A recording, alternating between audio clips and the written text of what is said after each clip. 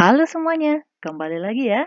Kita lanjut lagi materi kita yaitu tentang rumus kimia. Oke.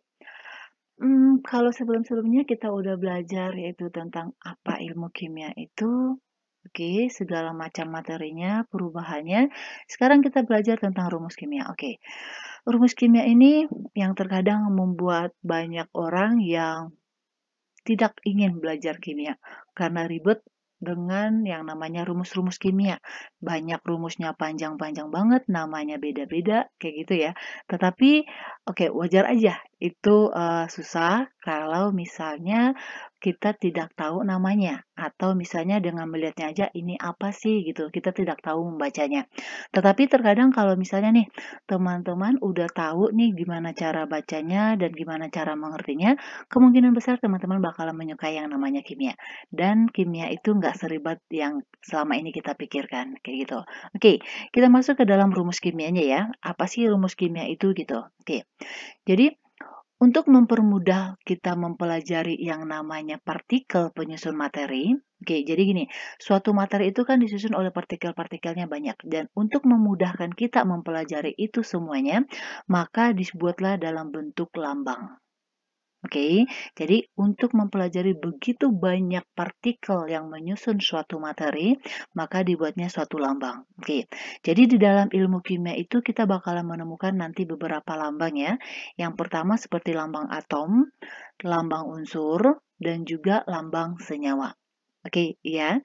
Jadi dalam kimia itu nanti teman-teman bakalan menemukan yang namanya ada beberapa lambang. Ini dasarnya dulu nih, yaitu ada lambang atom, lambang unsur, dan lambang senyawa. Kalau misalnya teman-teman udah belajar kimia di kelas, SMP-nya atau udah pernah nih sekilas dengar istilah-istilah lambang atom, misalnya kayak oksigen. Oksigen pasti semua orang walaupun dia nggak belajar kimia, pasti tahu yang namanya oksigen, ya kan? Tetapi banyak orang walaupun dia udah tahu nih oksigen, tapi dia nggak tahu lambangnya apa, kayak gitu. Oke, tapi itu bakal mudah untuk ngafalnya kalau bukan ngafal sih, bakalan mudah untuk mengetahuinya kalau misalnya kita sering baca, kita sering, membacanya dan mengerti, kayak gitu. Oke, kita lanjut aja ya. Jadi ingat ya, tadi lambangnya itu di dalam kimia itu ada 3, lambang atom, lambang unsur, dan lambang senyawa. Oke, nih, lambang atom dan unsur itu dia sama ya. Oke, jadi ini kita gabung. Atom sama unsur itu dia lambangnya sama. Oke, contoh gini. Jadi atom itu adalah bagian terkecil dari unsur. Jadi unsur ini disusun oleh jutaan banyak ribuan dari atom. Oke, makanya lambangnya sama. Misal nih, unsur natrium itu disusun oleh atom-atom natrium. Oke, dan unsur besi itu tersusun dari jutaan atau beberapa banyak dari atom-atom besi. Oke ya, makanya lambang atom dan lambang unsur itu sama. Oke, dan di sini lambang atom dan unsur itu sesuai dengan nama depannya. Oke, jadi gampang kan? Yang pertama pasti sama dengan nama depannya. Oke, contohnya nih, oksigen. Oksigen kan nama huruf depannya kan O. Berarti dia simbolnya adalah O. Oke, dan ingat ya ditulis dengan huruf kapital. Oke, jadi oksigen itu simbolnya O. Nitrogen, ya kan? Nitrogen. Huruf depannya adalah N. Berarti lambangnya adalah N. N besar ya, ingat semuanya huruf kapital. Oke, terus selanjutnya nih, kalium. Ya kan? Kalium, nama depannya K. Berarti lambangnya adalah K. Oke, karbon. Oke, karbon. Oke, ini ya. Ini dia penamaannya yaitu sesuai dengan tata nama IUPAC. Itu adalah nama internasionalnya. Makanya karbon ini dia sebenarnya dari nama carbon. Kalau Indonesianya namanya karbon. Oke, makanya karbon itu kan nama IUPAC-nya kan tadi kan carbon ya, tulisannya carbon. Berarti kan nama depannya, huruf depannya itu adalah C, makanya simbolnya karbon itu adalah huruf C. Oke. Terus selanjutnya hidrogen. Oke, hidrogen kan nama depannya juga huruf depannya kan H, makanya dia simbolnya H, H besar. Oke, H kapital. Fosfor, fosfor juga sama, ya kan? Depannya hurufnya adalah P, makanya lambangnya itu adalah P kapital. Oke, sama boron. Boron juga kan huruf depannya B ya, makanya lambangnya adalah B. Oke, terus gimana dong kalau misalnya nih, unsur kan banyak nih, atau atom kan banyak, ada berapa ratusan. Terus gimana kita buat simbol-simbol yang lain, kayak gitu. Ini kan cuma beberapa gitu. Jadi kalau atom, lambang atom atau unsur, dia bisa memiliki dua huruf. Oke, ada syaratnya. Syaratnya gimana? Kalau misalnya nih oksigen ya, oksigen kan di depannya kan berarti O. Lambangnya adalah O. Kalau misalnya nih ada unsur lain yang depannya itu adalah hurufnya O, kita nggak bisa buat lagi simbolnya lambangnya O karena udah milik oksigen. Berarti kita cari lagi lambang lain yaitu dengan menggunakan dua huruf, yaitu yang pertama huruf pertama dan yang huruf kedua itu kita bisa ambil dari yang huruf kedua, ketiga atau keempat. Oke, dengan syarat huruf pertama itu ditulis dengan huruf kapital, sedangkan huruf yang keduanya itu pakai huruf kecil aja. Oke, nih contohnya natrium, ya kan? Natrium itu simbolnya Na. Kenapa nggak N? Ya kan? Karena kan tadi huruf depannya adalah N. Nggak bisa karena udah dimiliki oleh nitrogen. Oke, jadi kalau misalnya dia udah sama ya, apalagi kalau misalnya dia hurufnya itu sama, tidak bisa. Jadi nggak bisa ada dua unsur memiliki lambang yang sama. Oke, nanti bakalan kacau tuh rumus kimianya. Oke, makanya dibuat ada aturannya. Misalnya contohnya tadi natrium ya, berarti dia lambangnya itu adalah Na. Oke, diambil dari huruf pertamanya huruf kapital N, sedangkan huruf keduanya adalah huruf yang keduanya. Ini Na. Oke, selanjutnya yaitu nikel. Nikel. Kenapa nggak N lagi? Ya kan? Karena udah memiliki nitrogen. Ya kan? Makanya di sini simbol lambangnya itu adalah Ni, nikel. Oke, next lagi, kalsium. Oke, kalsium ini juga berdasarkan nama iopaknya dan dia penulisannya pakai C. Tulisannya calcium. Oke, dan kenapa nggak C? Karena udah dimiliki oleh karbon, ya kan? Makanya dia penulisannya adalah Ca. Oke, next nih, neon. Neon kan berarti nama huruf depannya kan N. Kenapa nggak N aja? Udah dimiliki oleh nitrogen, makanya dia simbolnya neon itu adalah Ne. Oke, terus selanjutnya juga helium. Kenapa nggak H? Karena udah dimiliki oleh hidrogen. Makanya ini adalah helium, He. Oke, terus nih krypton. Krypton ini kan kenapa nggak Kak? Karena udah dimiliki oleh kalium, ya kan? Ini krypton, dia itu menggunakan yaitu huruf besar, huruf pertamanya dengan kapital K sama R, ya kan? Terus selanjutnya polonium. Polonium kenapa nggak P? Karena udah ada fosfor, ya kan? Makanya dibuat PO. Oke, terus timbal. Oke, ini agak beda ya. Jadi ada beberapa lambang atom itu unsur tidak sama dengan nama depannya. Itu karena berdasarkan nama iopaknya. Jadi sebenarnya timbal ini itu bahasa kitanya, Indonesianya. Sedangkan iopak itu sendiri, nama timbal ini itu adalah namanya plumbum. Oke, plumbum. Berarti kan nama depannya kan P. Kenapa dia nggak pakai P? Karena udah milik fosfor. Plumbum, jadi dia ambil PB-nya. Oke, terus nih, cobalt. Cobalt juga itu adalah nama iopaknya, dia tulisannya cobalt. Oke, jadi ambilnya C besar, kapitalnya baru O. Oke, bisa ya, jelas ya. Jadi gampang sebenarnya kalau misalnya nih teman-teman udah tahu, oh rumus nama unsurnya misalnya nih magnesium. Berarti rumus kimia lambang unsurnya apa ya? Oh, berarti depannya M, pasti ada M-nya gitu. Terus magnesium, Ma, enggak, bukan Ma, oke? Jadi dia adalah Mg kalau untuk magnesium. Oke, contoh lagi, belerang. Belerang kan pasti teman-teman udah sering dengar dong, apalagi kan kita banyak nih di pemandian air panas kayak misalnya air belerang kayak gitu ya.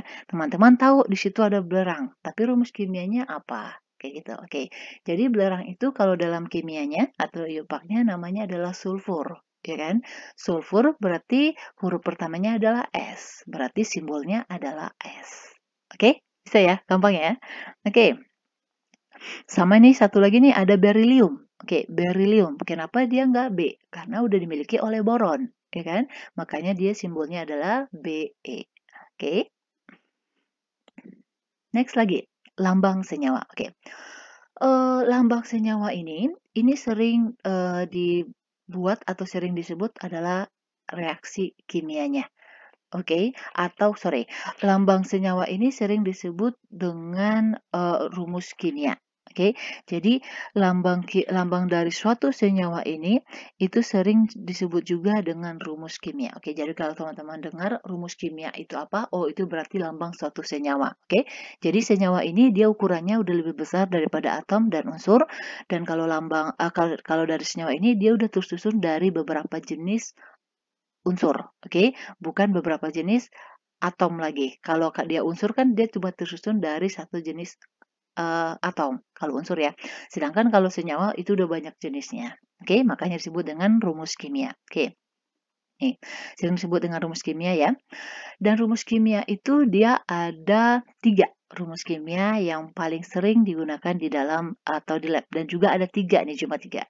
Yang pertama adalah rumus molekul. Oke, rumus molekul ini menunjukkan bahwa ini adalah apa ya? Jumlah seluruh dari atom penyusun molekulnya. Jadi ini benar-benar real berapa jumlah atom yang menyusun molekul-molekul suatu senyawa. Itu namanya rumus molekul. Oke. Sedangkan kalau rumus empiris ini adalah yang namanya rumus perbandingan. Oke, jadi kalau yang rumus molekul ini kan dia benar-benar berapa jumlah atom yang menyusun suatu molekulnya. Sedangkan kalau rumus empiris ini adalah rumus perbandingannya. Jadi rumus empiris ini itu didapat dari perbandingan atau penyederhanaan dari rumus molekul. Oke, nanti kita lihat contohnya ya. Oke, ingat aja ya, rumus molekul itu adalah berarti rumus sesungguhnya atau berapa banyak jumlah atom yang menyusun suatu molekul itu adalah rumus molekul. Sedangkan kalau rumus empiris itu adalah rumus perbandingan. Rumus perbandingan dari rumus molekul atau rumus penyederhanaan dari rumus molekulnya. Oke, yang ketiga yaitu adalah rumus struktur. Kalau rumus struktur ini, itu adalah rumus yang menggambarkan jumlah atom-atomnya dari semua atomnya dan ada kelebihannya. Di situ diperlihatkan ikatan dari unsur-unsur yang berikatan. Oke, yang membentuk suatu molekul. Itu rumus strukturnya. Oke ya, jadi bisa bedain ya. Jadi rumus kimia itu ada 3, yaitu rumus molekul, yaitu yang menggambarkan seluruh jumlah atom yang menyusun suatu molekul. Sedangkan kalau rumus empiris itu adalah rumus perbandingan dari suatu rumus molekul atau rumus sederhananya. Oke, sedangkan rumus struktur itu adalah menggambarkan semua jenis atom yang menyusun suatu molekul di mana kita akan bisa lihat ikatan-ikatan antara atom-atom yang berikatan membentuk molekulnya. Oke, bisa ya? Oke, nih.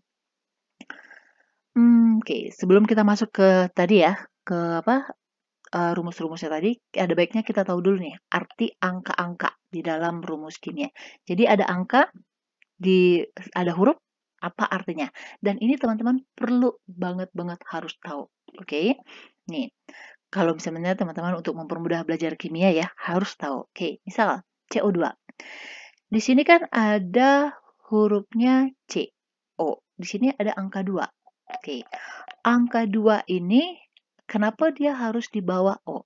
Kenapa nggak sejajar penulisannya? Itu kan berarti di bawah setengah spasial di bawah dong, ya kan? Karena kenapa? Karena angka 2 ini adalah cuma milik atom O di depannya. Ingat ya. Dan angka 2 ini itu disebut dengan indeks. Oke. Jadi teman-teman harus ingat istilahnya nih. Kalau dia ada angka di belakang huruf atau di belakang unsur, itu namanya indeks. Dan itu menunjukkan bahwa angka tersebut adalah milik dari atom yang ada di depannya. Berarti angka 2 ini adalah miliknya O.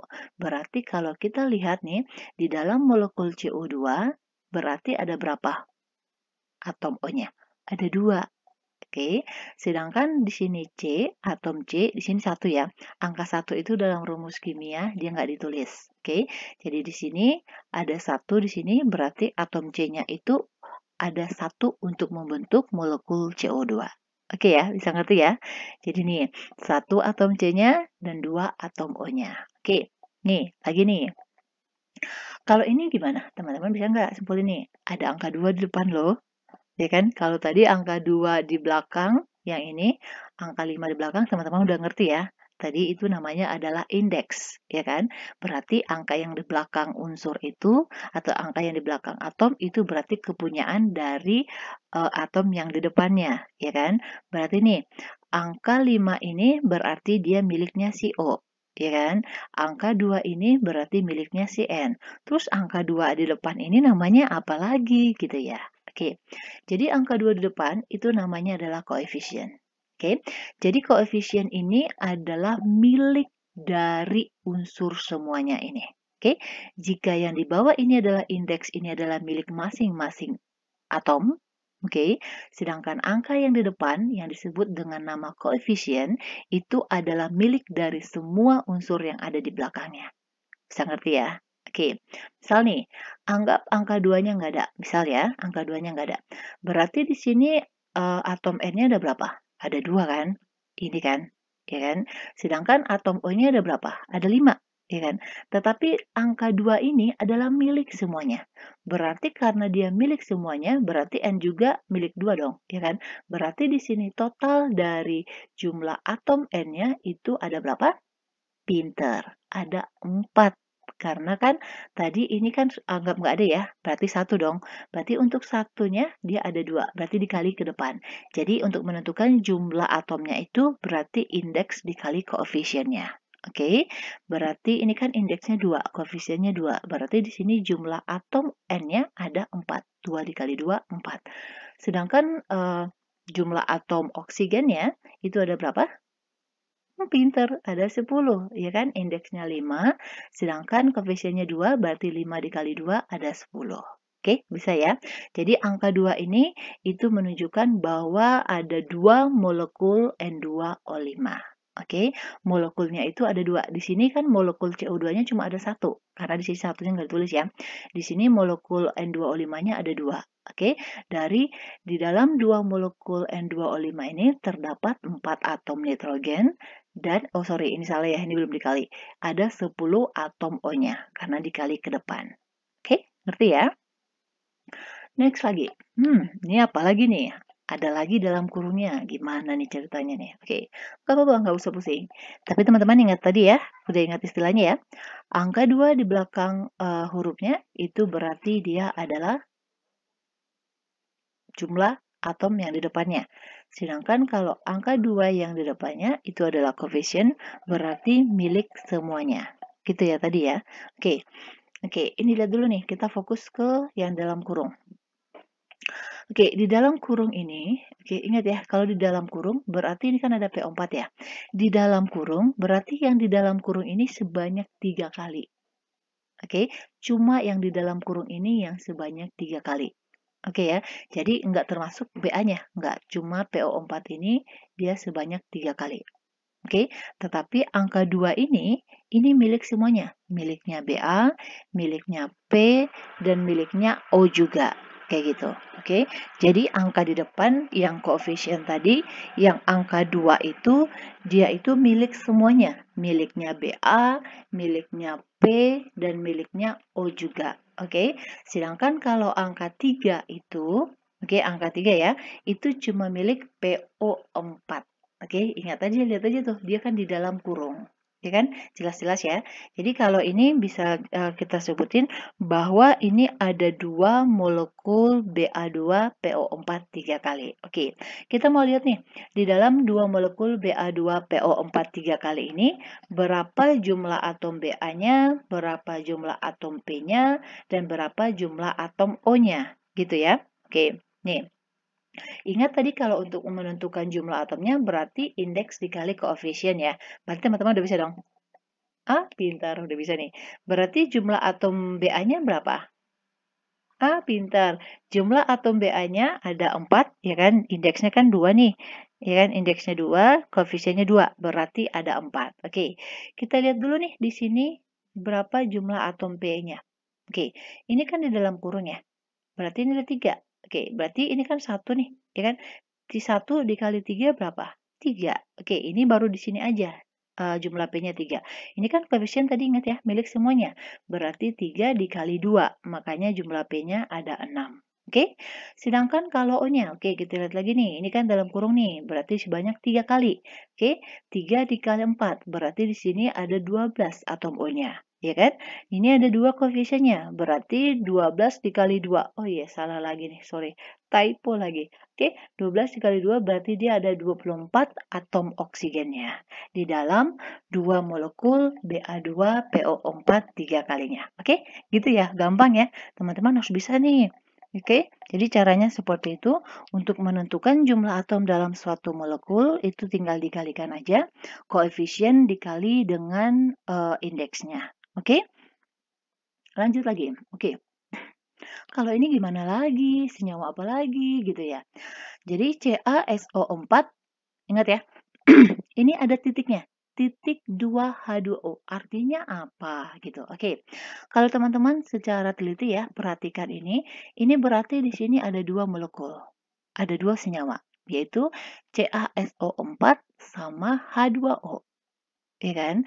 Jadi 2 senyawa ini berikatan membentuk satu senyawa.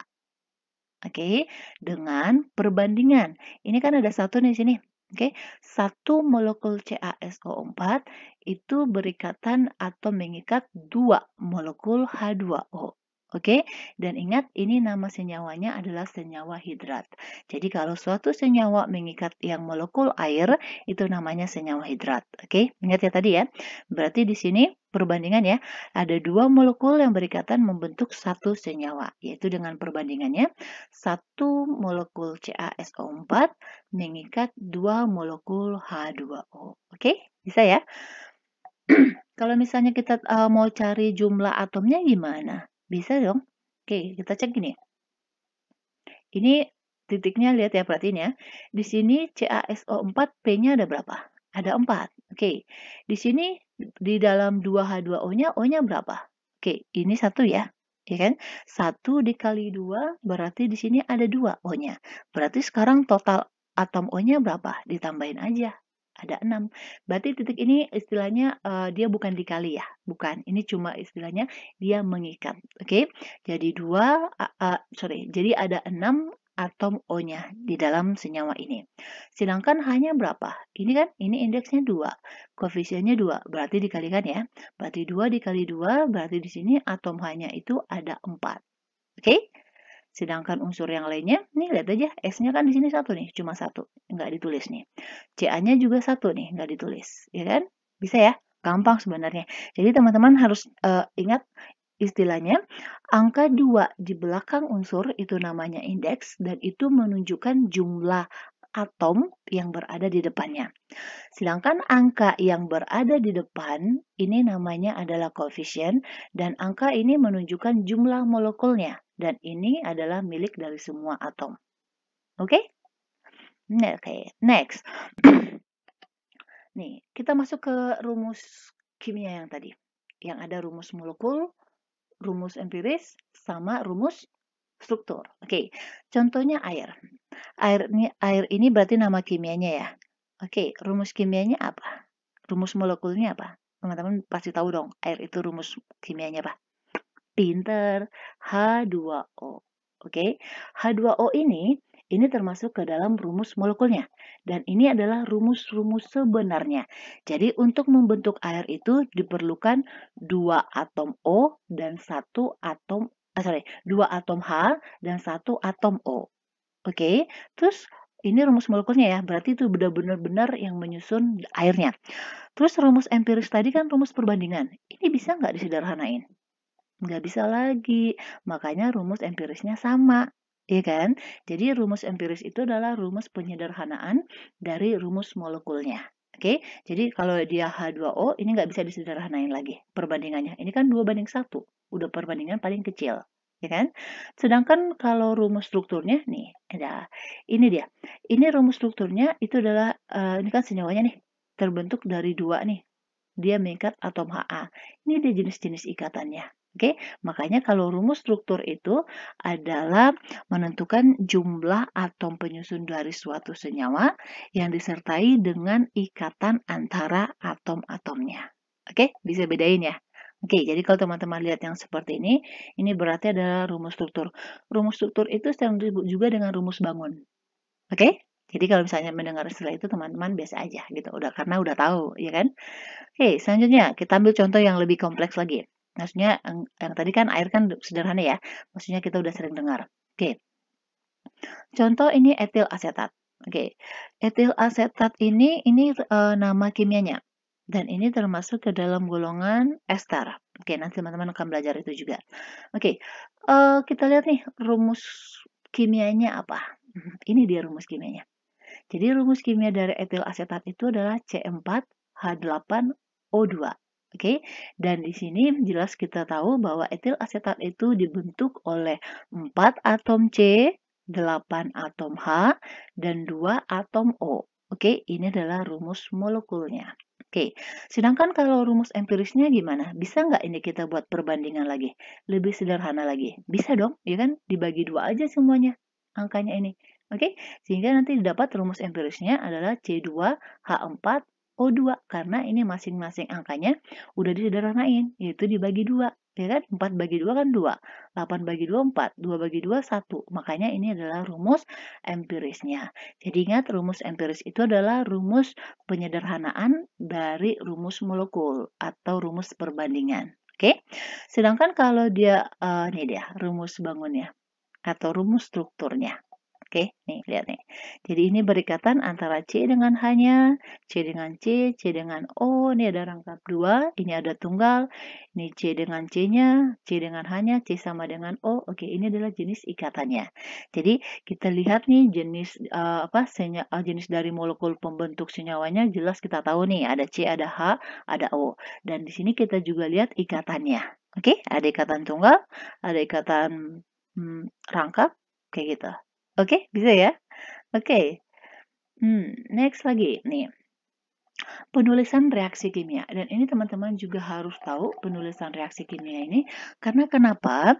Karena yang namanya kimia kan pasti berhubungan dengan reaksi kimia. Jadi teman-teman harus benar-benar tahu gimana cara penulisan reaksi kimia tersebut. Oke, dan harus tahu nih yang sebelah kiri namanya apa, di sebelah kanan namanya apa. Terus kalau misalnya dia tanda panahnya satu arah, kalau tanda panahnya dua arah, artinya apa gitu. Jadi teman-teman udah harus benar-benar tahu gitu. Oke, nih. Misal CH4 ditambah O2. Oke, terus ini kita buat ada reaktan. Oke, reaktan ini nama lainnya kalau dalam kimianya dia namanya reaktan, tetapi kalau misalnya dalam kehidupan sehari-hari ini namanya pereaksi. Atau misalnya kalau buat kue ini adalah bahan-bahannya, tepungnya, menteganya, kayak gitu ya. Itu adalah reaktan. Oke. Terus ini ada tanda panah. Perhatiin ya, nanti ada 2 jenis tanda panah. Ini tanda panahnya itu searah. Oke, dan dia menghasilkan ini reaksinya yaitu CO2 tambah 2H2O. Dan ini disebut dengan produk. Oke, jadi dalam reaksi kimia itu ada namanya reaktan dan ada namanya produk. Oke, reaktan itu adalah bahannya, sedangkan produk itu adalah hasil dari reaksinya. Oke, bisa ya, clear ya. Dan tanda panah di sini yang satu arah itu artinya adalah menjadi atau menghasilkan. Jadi bacanya gini. CH4 direaksikan dengan oksigen menghasilkan CO2 ditambah dengan H2O. Oke ya, bisa ya. Jadi tanda panah ini artinya adalah menghasilkan. Jadi jika CH4 kita reaksikan dengan oksigen akan menghasilkan CO2 ditambah dengan H2O. Oke, clear ya? Terus satu lagi. Misal, ini ada N2 sama H2 kita reaksikan. Oke, dia akan membentuk NH3. Oke, perhati ini. Ini tanda panahnya satu arah, sedangkan ini tandanya panahnya adalah dua arah. Oke, lihat ya. Kalau dia tanda panahnya dua arah seperti yang ini namanya itu adalah dia dalam keadaan kesetimbangan.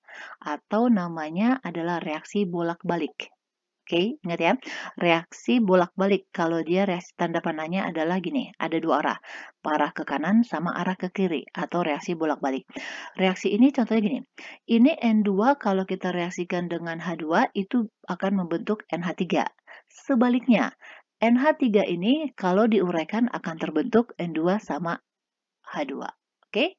Ini namanya reaksi kesetimbangan atau reaksi bolak-balik.